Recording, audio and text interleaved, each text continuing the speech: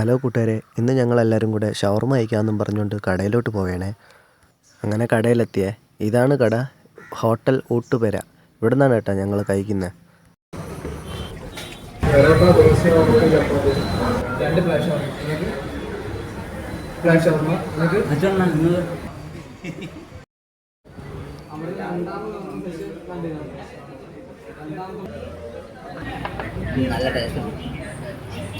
അങ്ങനെ ഇരുന്നപ്പോൾ ഒരുത്തനാണെങ്കിൽ അതിലിട്ട് കുമ്മളിട്ട് കളിക്കുന്ന കേട്ടാ.